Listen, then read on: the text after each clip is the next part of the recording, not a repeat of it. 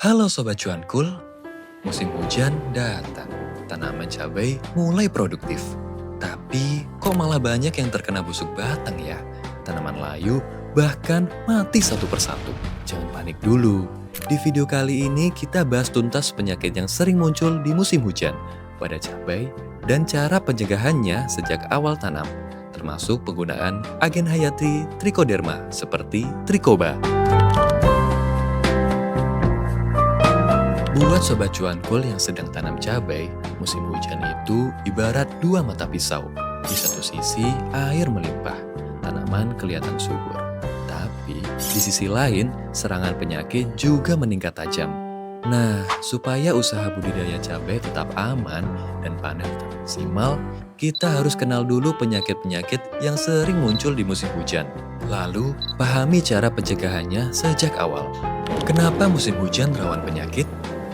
Di musim hujan, kelembapan udara tinggi, sinar matahari sering tertutup, dan permukaan tanah sering basah bahkan tergenang. Kondisi ini sangat disukai oleh jamur dan bakteri yang menyebabkan penyakit pada tanaman. Akibatnya, jamur lebih mudah berkembang di tanah dan di permukaan daun maupun buah. Luka kecil di batang, daun, atau akar jadi pintu masuk penyakit.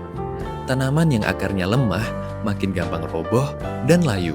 Oleh karena itu, kunci utama budidaya cabai di musim hujan adalah menjaga akar tetap sehat dan lingkungan sekitar tanaman tidak terlalu lembab. Adapun strategi pencegahan dapat dilakukan sejak awal tanam. Kuncinya adalah tanaman kuat sejak dini, akar sehat, dan lingkungan tidak mendukung perkembangan patogen. Sobat Cuankul, berikut adalah beberapa langkah pencegahan yang dapat dilakukan sejak dini. Pengolahan lahan dan drainase. 1. Buat bedengan lebih tinggi di musim hujan supaya air cepat mengalir dan tidak menggenang di pangkal batang. 2. Atur parit antar bedengan agar pembuangan air bisa lancar. 3. Bila memungkinkan, gunakan mulsa plastik untuk mengurangi percikan tanah ke batang dan buah, serta menjaga kelembapan lebih stabil. Perlindungan tanah dengan Trichoderma atau Trichoba. Sebelum tanam, ini adalah waktu yang tepat untuk menjaga akar sejak dini. 1. Campurkan pupuk hayati berbasis Trichoderma seperti Trichoba ke dalam pupuk kandang matang atau kompos, lalu sebar di bedengan sebelum tanam. 2. Trichoderma akan menekan populasi jamur patogen penyebab busuk dan layu di sekitar akar, membantu mempercepat penguraian bahan organik sehingga struktur tanah membaik, mendukung pertumbuhan akar yang lebih sehat dan lebat. Persemaian dan benih. 1. Gunakan benih yang sehat dan berkualitas. 2.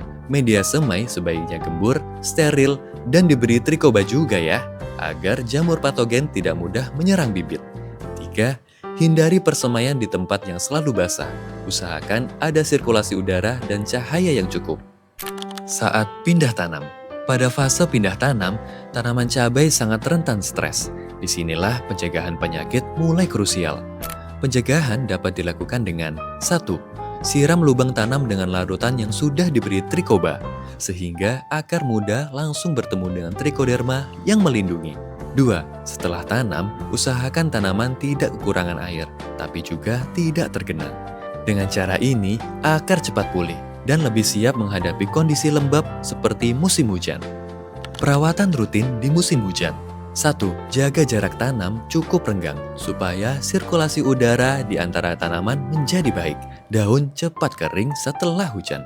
2. Buang dan musnahkan tanaman atau buah yang sudah terserang berat atau sanitasi lahan. Jangan dibiarkan menumpuk di bedengan. 3. Lakukan aplikasi ulang Trichoba secara berkala di sekitar pangkal batang. Misalnya, lewat siraman di area perakaran untuk menjaga populasi Trichoderma tetap dominan di zona akar. 4. Kombinasikan dengan pemupukan berimbang dan bila perlu penggunaan fungisida sesuai anjuran, supaya tanaman benar-benar kuat dari sisi nutrisi maupun proteksi.